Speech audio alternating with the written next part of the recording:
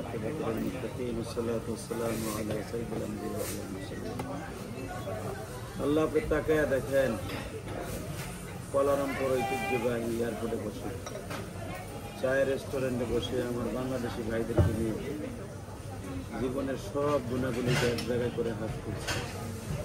আল্লাহর অধিকাংশ বাংলার জমিনে রওনা দিচ্ছে। এরা আবার এয়ারপোর্টে কাজ করে, এয়ারপোর্টে ঢোকার পরে ভালোবাসা দেয়।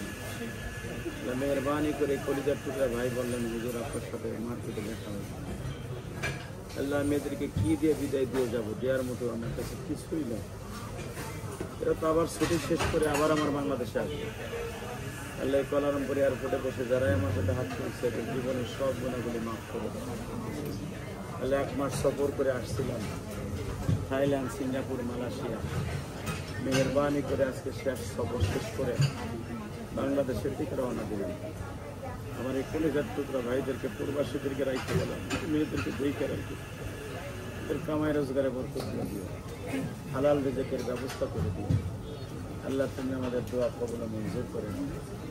আল্লাহ গভীর সময়ের দোয়াকে কবুল করে নাও। আল্লাহ যারা এই দেশে কাজ করে তাদেরকে তুমি দেখে রাখো, 5 ওয়াক্ত নামাজি বানায় দিও। আল্লাহদের ছেলে মেয়েদেরকে তুমি মানুষের মতো মানুষ বানায়। আমরা যারা বিমানে রওনা দিয়েছি, ইমিগ্রেশন শেষ, একটু পরেই বিমানে উঠবো। আল্লাহ সহি সালামতে মায়ের কোলে, সন্তানের কোলে আমাদের সবাইকে ফিরে আসবে। আল্লাহ অনেকে বিবাহ সাথে করে নাই, বিবাহ সাথে করবে, একটা নেক কেয়ার মায়ের ব্যবস্থা করে দিই। আমাদের দোয়া কবুল মঞ্জুর করে নাও। আল্লাহ আমাদের সকলকে তুমি কবুল করে নাও।